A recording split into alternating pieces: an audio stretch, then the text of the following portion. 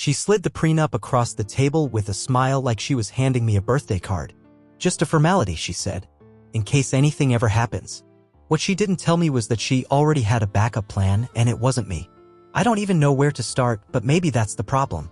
I should have known something was off when she insisted on a prenup like her life depended on it. We'd only been engaged for 2 months when she brought it up casual at first, over dinner. She made it sound like no big deal. "I just think it's smart, babe," she said, swirling her wine like she was rehearsing a TED Talk. "My parents are just big on protecting assets, that's all." You get it, right? I did. Or at least, I thought I did. I'm 34, work in IT consulting, live in Charlotte. Grew up modest. Nothing was ever handed to me. My fiancée, let's call her Whitney, came from money. Not yacht money, but her dad owns a regional real estate firm and her mom's the kind of woman who has a standing facial appointment every Thursday at 2 p.m. Her world had polish. Mine had purpose. I wasn't intimidated by it. If anything, I was proud that I didn't come from all that and still found success. We met through mutual friends, you know how it goes. She was dazzling, genuinely fun, and weirdly into sci-fi movies. I was hooked fast. Things moved quick. Within a year, we were ring shopping. And I was the one who proposed in front of a lakeside cabin she claimed was her favorite place on earth. She cried, said yes, hugged me like I was her safe harbor. Then 2 weeks later, she brought up the prenup. At first, it wasn't even about money. I didn't own a mansion or anything, just a condo and a decent savings account. I had no problem signing something that protected her inheritance or her family business. Fair is fair. But when I got the draft, my jaw clenched so hard I thought I cracked a molar. The document was brutal. If we divorced, no matter the reason, I'd walk away with nothing. No alimony, no share of anything earned during the marriage. Even our primary residence, which, by the way, I would be paying half of, would go to her, no questions asked. There was a clause that literally said, in the event of dissolution, Party A, me, forfeits any claim to shared assets or lifestyle maintenance. Lifestyle maintenance. Like I was some stray dog being offered a bowl of kibble for good behavior. I remember reading it 3 times in the lawyer's office, feeling my ears burn. Whitney wasn't even there. Just me, her lawyer, and a thick stack of paper designed to strip me of dignity. I walked out without signing. She called me that night, voice sugary sweet. "It's just a precaution. You know how divorce rates are. I'm not planning on it, but my dad says it." "Does your dad think I'm marrying you for your money?" I asked. There was a pause. "He just wants me protected." I'm not proud of what I said next. I told her I wasn't sure if I should be insulted or if I should take that as a challenge. I hung up before she could respond. I didn't sleep that night. The next morning, she came over in tears, mascara already running. Said she loved me, said it was the only way her parents would fully support the marriage, whatever that meant. She begged me to sign it. Said it was symbolic. "We're not gonna need it," she whispered into my chest. So like a fool, I signed it. I told myself I was doing it for love. That it was just paper. That if I ever ended up alone, it'd be because life threw us a curveball, not because she planned to walk away. I didn't know then that Whitney was already cheating. I didn't know about the guy she had lunch with every Thursday at that client meeting I wasn't supposed to come to. I didn't know that she had her texts set to auto-delete after 48 hours. But I was about to find out. And when I did, I didn't cry. I didn't yell. I flipped the script, and I wrote my own prenup. It started with a gut feeling. You know, the kind quiet at first, like a knock in the distance. You tell yourself it's nothing, that you're overthinking it. But then the knock gets louder. Whitney had become distant. Not cold, not exactly rude. Just a little less present. A little more tired, more distracted. She'd smile and kiss me and ask about my day, but her eyes weren't in it. She'd zone out mid-conversation and then say, "Sorry, long day," like a script she practiced in the mirror. Her phone was always face down. That alone wouldn't have been a red flag, but she also turned off her notification previews. One day, I picked it up to move it off a stack of my mail and the screen lit up, just the word message. No name. No preview. Just message. "Why don't you have previews on anymore?" I asked casually. She shrugged. "Privacy. Everyone does that now." Not everyone. Not us. Not until recently. She also started staying late at work more often. Whitney's a marketing director, so I figured big campaigns or client pressure. That's what she said, and I wanted to believe her. But the weirdest moment came one Friday when she left her laptop open on the kitchen table. She was in the shower. I wasn't snooping, I swear, I just glanced at the screen while walking past. Her email was open. Subject line, Thursday plans. It was from someone named Jake R. The preview line read, "You looked amazing yesterday. Can't stop thinking about it." My chest tightened like a seatbelt locking in a crash. I clicked it. Jake R. was not a coworker. Not unless her job suddenly involved meeting someone at a rooftop bar called Velvet Haze at 6 p.m. for oysters and cocktails, followed by a sleepover because you live closer to downtown than I do. His words, not mine. There were more emails. One titled, "I wish you could stay the night next time." One that said, "I hate pretending you're just a friend." She hadn't replied to any of them, not in email, but she didn't need to. In one thread, Jake mentioned those midnight texts and joked about how he screenshots them in case she ever deletes history. That's when it hit me. She wasn't just cheating. She was planning for it. Carefully. Deliberately. I took photos of every email. Every single one. Sent them to my cloud account and backed them up twice. Then I closed the laptop and sat down at the kitchen table, just staring at the wall while the shower ran. I didn't confront her. Not yet.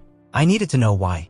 And more importantly, I needed time to pull the rug out from under her, the same way she was ready to yank my life out from under me. So I started acting. Smiling more. Touching her shoulder when I passed her in the hallway. Complimenting her hair, her dress, her client dinner outfits. I became the ideal fiancé again.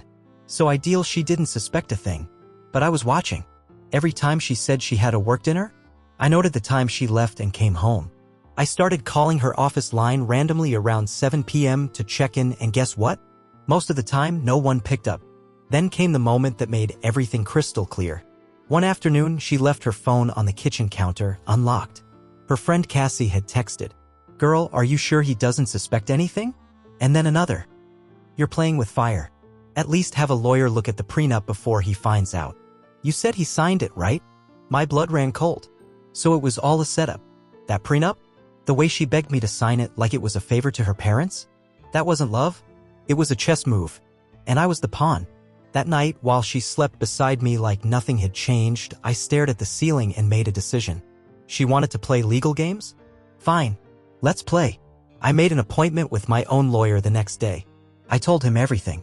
I showed him the emails, the texts, the prenup I signed. He looked over the document, then leaned back in his chair with a slow smile. "You're not screwed," he said. "In fact, we might be able to flip this whole thing around." I met with my lawyer 3 times over the next 2 weeks. We went over every detail of Whitney's prenup, the wording, the clauses, the loopholes. He pointed out something I hadn't even noticed when I first signed it. Back when I was stupidly in love, there was no infidelity clause. It didn't say a word about cheating. Just blanket forfeiture of shared assets. That was the first crack. The second? I had receipts. Emails, texts, potential witness statements if needed. This isn't just suspicion. It's documentation, my lawyer said, tapping the folder. She's trying to walk out of this with everything, but if we approach this right, we can walk her right into a trap. And that's exactly what we did. See, I wasn't planning to divorce her yet. No, I wanted her to believe I was still all in. Because only then would she sign my prenup. You're probably wondering, how do you get someone to sign a second prenup when you already have one in place? Here's how. I pitched it like it was a loving gesture. A way to balance things out and make her family more comfortable with me. I waited until we were cooking together one night, a chilled-out Sunday, glass of wine in hand, jazz playing low on the speaker. "You know," I said, tossing salad like it wasn't a setup, "I've been thinking a lot about your family's concern about the prenup. And I get it now. If we're both protecting ourselves, it makes everything fair." She blinked. "What do you mean?" "I had my lawyer draft something small," I said, pulling a manila folder from the counter drawer like it was an old receipt. "It's just a mutual financial protection agreement. I want you to feel as secure as I do. I'm not trying to take anything from you." I saw it in her eyes, the flicker of guilt. Then something else. Relief. Because to her, it meant I still had no idea. She took the folder. She skimmed the first page. "This is actually really sweet," she said, smiling at me like I was the biggest idiot on earth. She signed it. No hesitation. No questions. Because the wording made it sound like protection for her. But hidden in plain sight? A clause that nullified any previously signed agreements in the event of mutual contract signing, aka her original prenup. Another clause? It defined dishonesty, infidelity, or breach of good faith as grounds for full forfeiture of marital assets, favoring the non-offending party. Spoiler, that's me. She initialed every page like she was signing up for a wedding registry. And just like that, the script flipped. She went off to another client dinner the next night. I waited. I followed her car, not directly, I wasn't stupid. I parked down the block from Velvet Haze and watched through the window. Jake was already at the bar, waiting. She walked in like it was routine. I didn't take pictures this time. I didn't need to. I had enough. And besides, that part wasn't about evidence anymore. It was about closure. I texted her while she was sitting across from him, sipping whatever overpriced cocktail he probably picked for her. Me, hope your meeting's going well. I've got a surprise waiting for you at home. Let me know when you're on the way. She didn't reply. But an hour later, she walked in the front door with her makeup retouched and that same faint floral perfume, the one she never wore for me anymore. Hey babe, she called out. What's the surprise? I stepped into the hallway and handed her a thick envelope. She looked at it. What's this? Official copy of our new agreement. Just wanted you to have one. She smiled. You're so thoughtful. I watched her walk away down the hall and felt this eerie calm settle over me. She thought she'd won. She had no idea that by signing what she thought was my backup plan, she just signed away everything she was trying to protect. I didn't confront her that night. I slept next to her like everything was fine, my back to hers, listening to the way she sighed as she scrolled through her phone in the dark. I knew the texts weren't for me. The next morning, I left early for a client meeting. I had my bag packed in the trunk and a copy of the agreement already filed with my attorney. My real destination? A short-term apartment I'd quietly leased a week earlier under my name only. One bedroom, clean, quiet, just temporary. I spent the day getting everything ready. Not just legally, emotionally. That evening, I called her. I made a reservation at Marlowe's, I said. That new place you said looked cute. She sounded surprised. Really? On a weeknight? Just felt like doing something nice for us. I got there early. Reserved a booth in the back, made sure the lighting was just dim enough. She arrived in a maroon dress and that red lipstick she always wore when she wanted control. She smiled when she sat down. What's the occasion? I've been thinking a lot about us, I said. About our future. Yeah? I nodded. And I wanted to talk about something important. She tilted her head, half curious, half guarded. What is it? I reached into my coat pocket and pulled out a printed photo. Her. At Velvet Haze. Laughing across the table from Jake. His hand on hers. I watched the color drain from her face. She didn't speak. I slid another photo across the table, a screenshot of the email from Jake with the words "Can't stop thinking about last night" bolded at the top. Still nothing from her. Jake's cute, I said. Bit too much hair gel for my taste, but hey, to each their own. She finally blinked. You went through my stuff? I laughed. Not bitter, just exhausted. You cheated. And you lied. For months. It wasn't like that, she started, her voice rising. You don't understand, it was just I held up a hand. Don't insult both of us with that excuse. She looked around, aware of the few eyes starting to drift our way. You're making a scene. Oh, this. I smiled. This is nothing. I pulled out the final document, the revised prenup she had signed just weeks ago. This, I said, is what's going to make a scene. She looked at it, confused. You signed this without reading it, didn't you? Thought it was a cute little gesture. Something to keep your daddy happy. Her face was frozen. You know what it says, right? It voids the original prenup. The one that protected you. This one protects me. She opened her mouth. Closed it. Opened it again. I talked to my lawyer, I continued, calm as ever. I filed today. The infidelity clause means I get everything we shared during the marriage. The condo. The joint account. Even the damn espresso machine you loved more than me. Her eyes flared. You're divorcing me? You divorced me the moment you crawled into bed with someone else. I'm just doing the paperwork. She looked down at the table like the world had cracked in half beneath her. I'll fight this, she said, but her voice was barely a whisper. You can try, I said, standing. But unlike you, I actually read what I signed. She didn't come home that night. I'd already moved out anyway. By the next morning, the news had spread.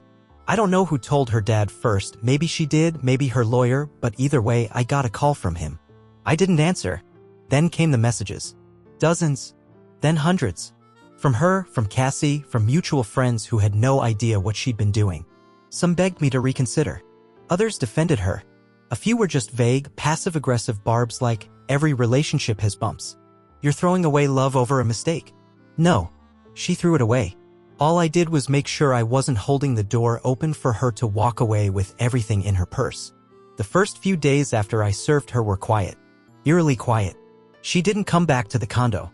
She didn't call. Didn't text. I guess she thought going radio silent would buy her time to regroup.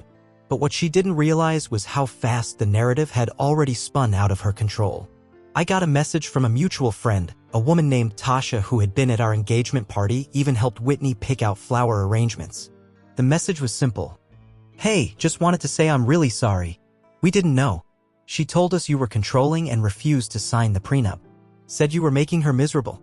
That's when I realized Whitney had been running a background campaign the entire time, planting little seeds with her friends, quietly making me out to be the bad guy so that if it all went sideways, she could emerge the victim. But now, that was impossible, because I had the proof. And someone, I still don't know who, leaked it. It started with a text from my cousin saying, "Dude," read it with a screenshot of a post in one of those anonymous relationship drama forums. The title? "My best friend cheated on her fiancé and now he's taking her for everything. She's devastated."